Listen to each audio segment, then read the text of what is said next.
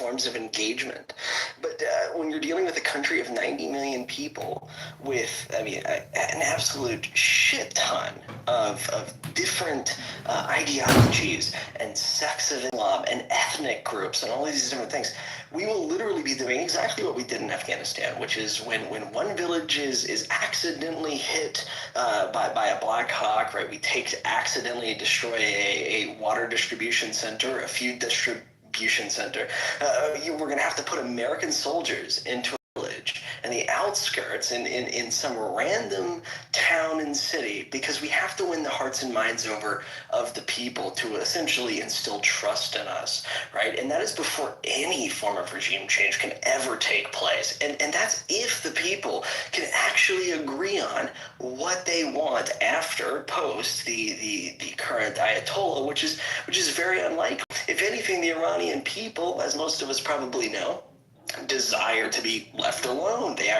They probably preferred what they had rather than being totally bombarded, no matter what. 40,000, 50,000, even 100,000 people. Let's say 100,000 people were killed because they were protesting against their current government or regime.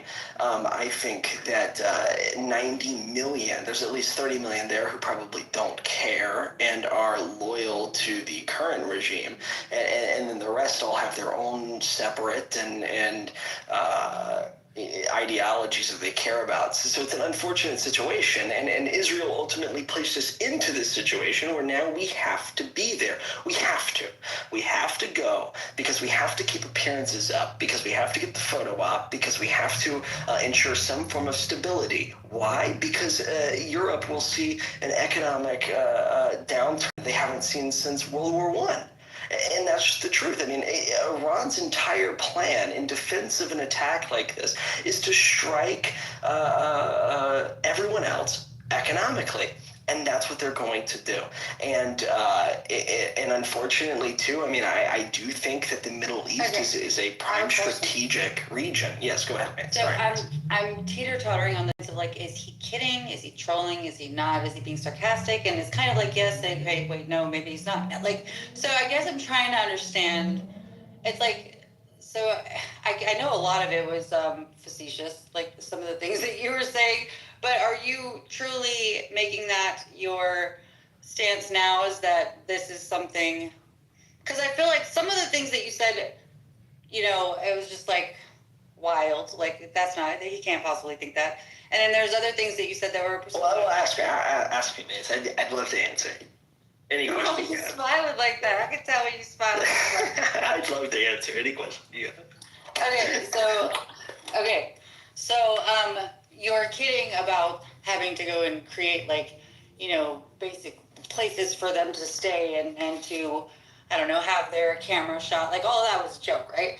Like you. Well, I think that the American government certainly is going to have to rehabilitate itself in the eyes of the American people, which means photo opportunities. I mean that's exactly what we did in Iraq and Afghanistan. We went over there doing peacekeeping, quote unquote peacekeeping operations.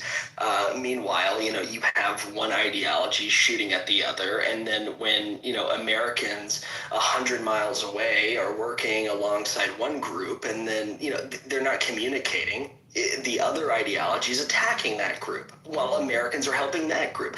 So it's a compounding factor. I think that, ultimately Americans, unfortunately, are going to be put in a position where they have to redeem themselves in the eyes of the world, that this is a necessary conflict, and in fact we're going to help the people, which, again, Maze, I want to make this perfectly clear.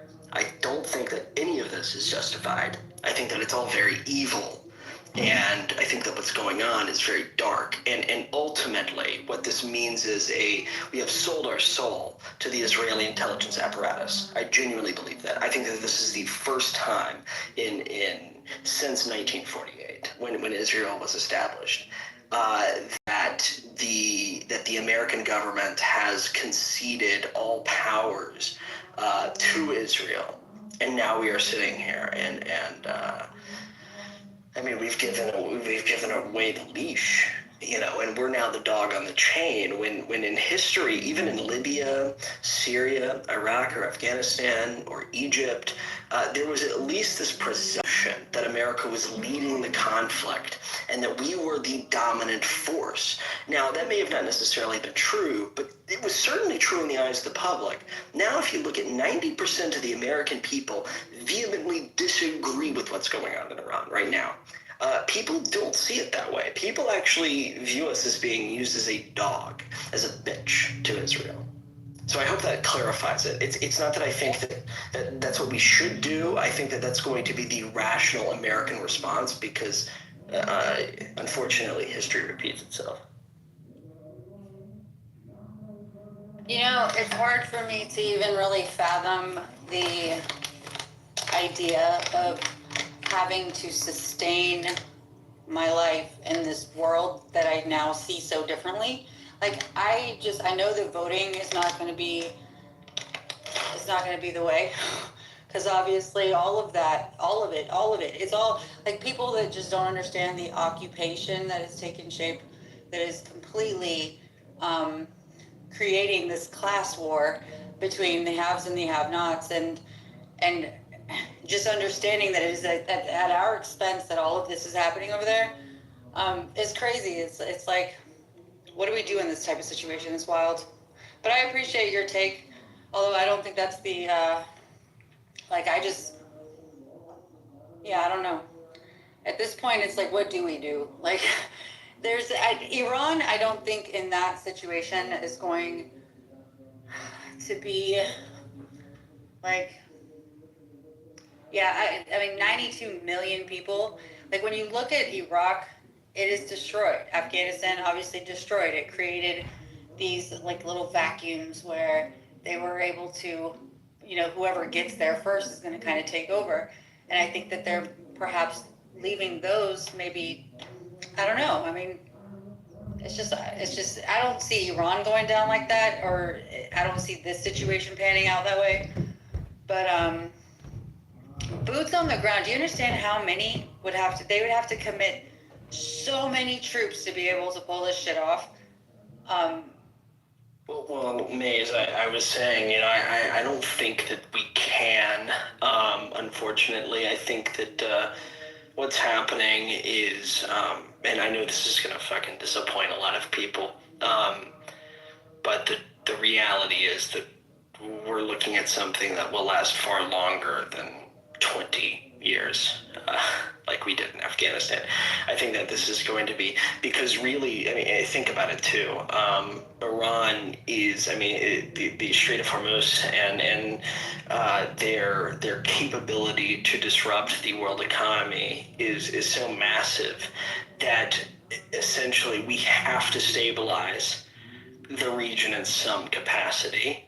And that is going to take long-lasting presence. And the people of Iran are going to be very displeased. And of course they are. Hello, I mean, obviously, I would be too. But that's sort of the reality that we're facing. And, if I was president tomorrow, what would I say to Trump? I would say that you essentially sold our intelligence apparatus to a country that's absolutely eaten you alive.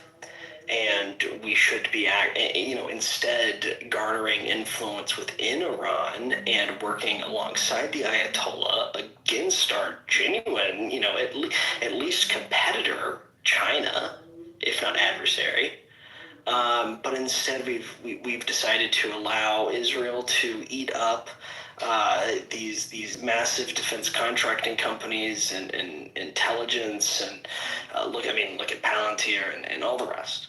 And now we are beholden to them, because for many years it was actually a myth. It was a myth that Israel gave us any valuable intelligence, and unfortunately, if we have position ourselves to be the enemy of Iran, then now more than ever Israel can offer valuable intelligence, and it's much easier to sell that to the American people than it ever has been before. Before it was all smoke and mirrors, right, on TV, on CNN, on MSNBC, etc. Bro, that's actually a very interesting take. I don't like it. I don't like it. I don't like the truth of it. But you can't help but to see it, you know, because that is now obviously they have infiltrated not only when we talk about the cyber apparatus, the cybersecurity apparatus, they have already positioned themselves as the cybersecurity arm of everything critical infrastructure wise in the United States. In addition to that, they are heading up the Partnership for Cyber Crimes at the global level.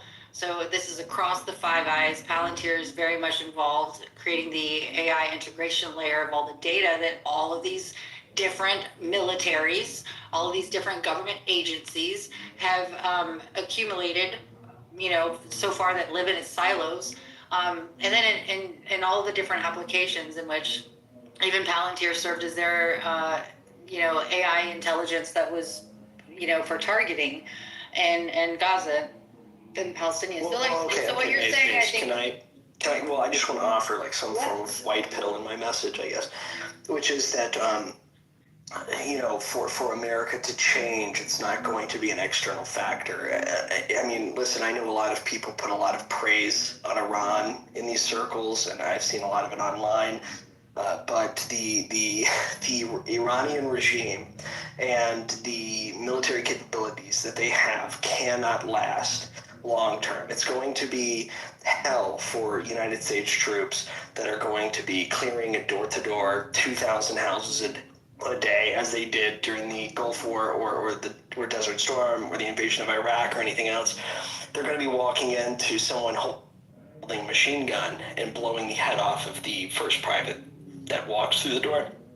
And I'm a Army veteran infantryman, and I know some people that have experienced that firsthand, and it's heartbreaking. And I know that those guys struggle with that very much, and I wish that they hadn't. But the white pill is that change is now operating within.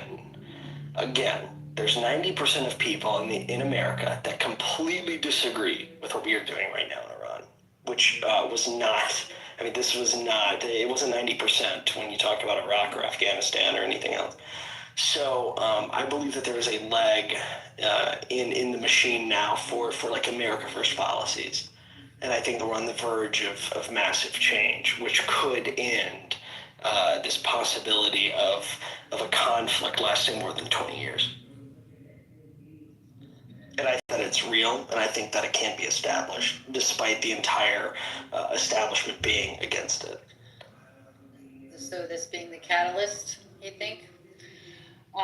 Yeah. Unfortunately, it might be a necessary situation where a lot of innocent people, American and Iranian lives, will be lost. But if this isn't the wake-up call that people needed, then I don't really know what is.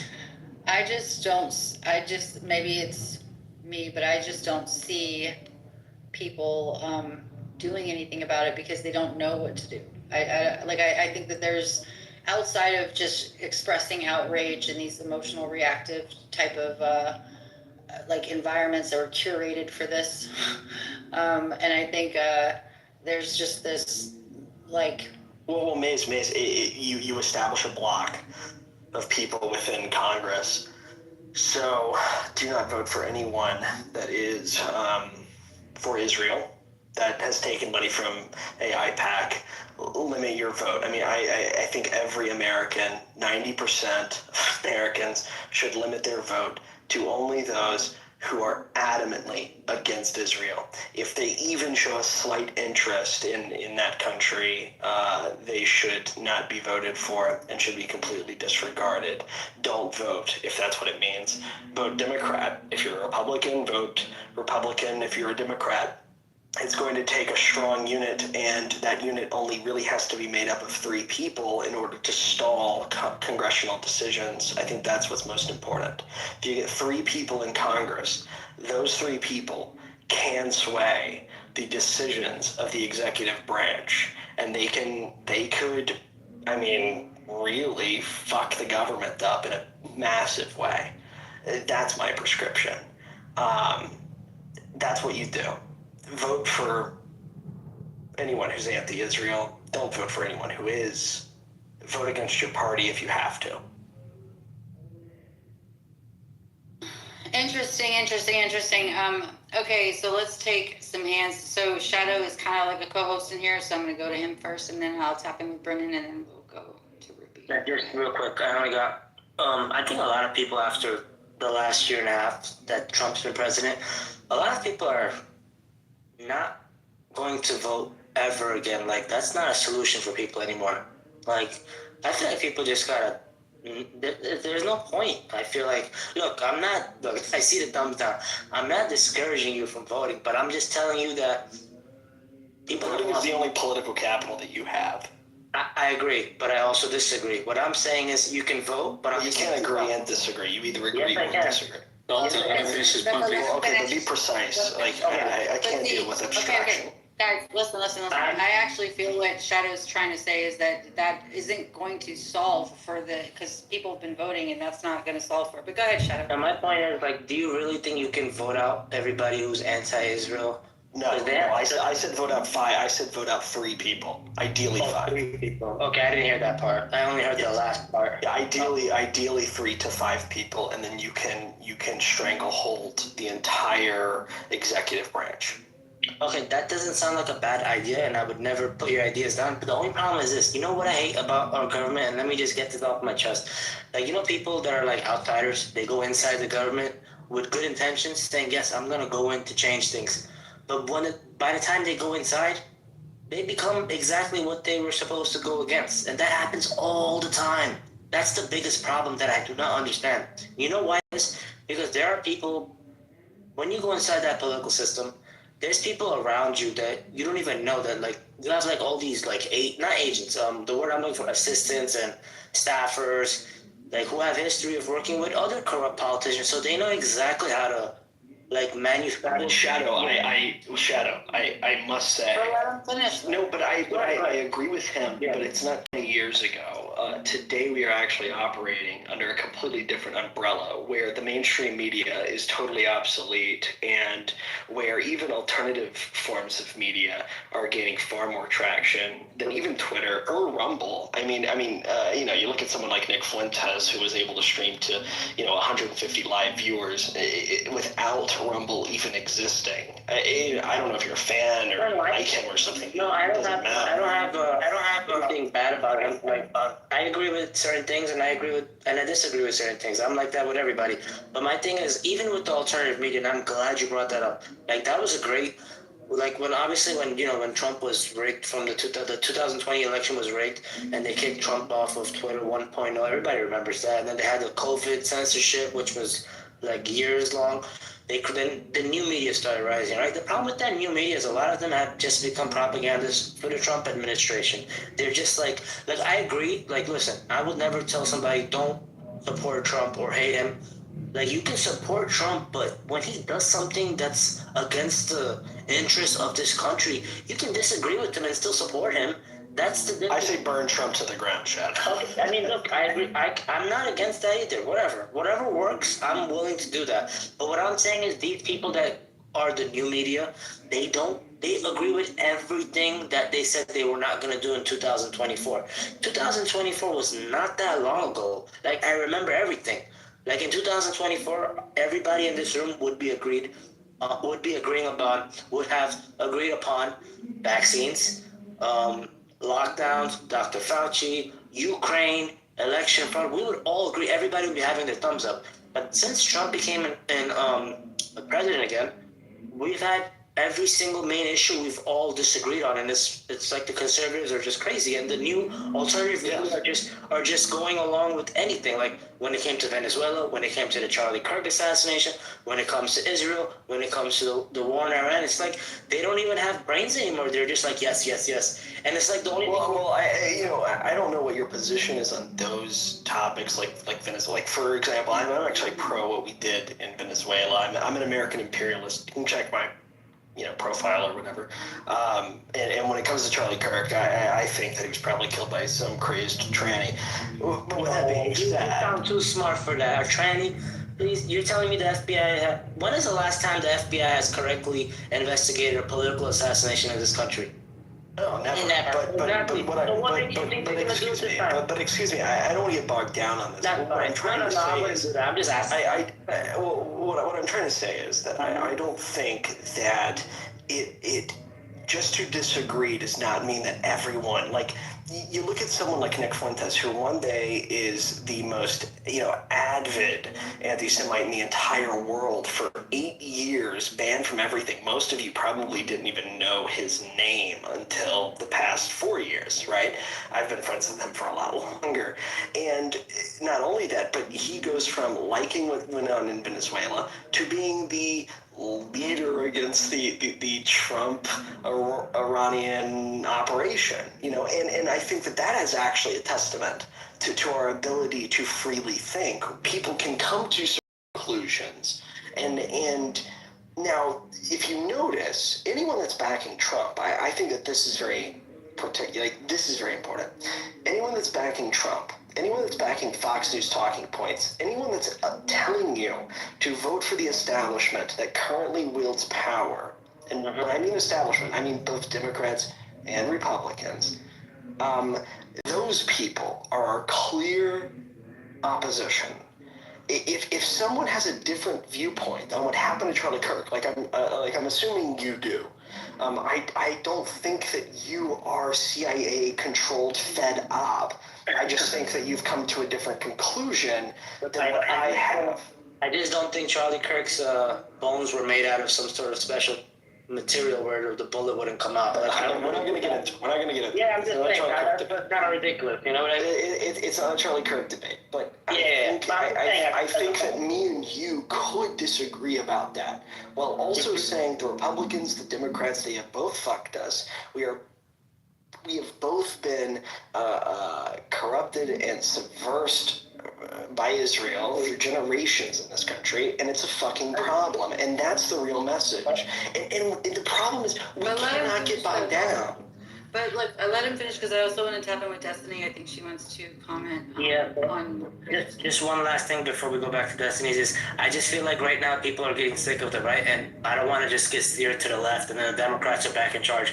That's not. Well, fuck them both. Fuck them both. Yeah, I agree. But anyway, that's all I wanted to say. But that was a good conversation with you, Dalton.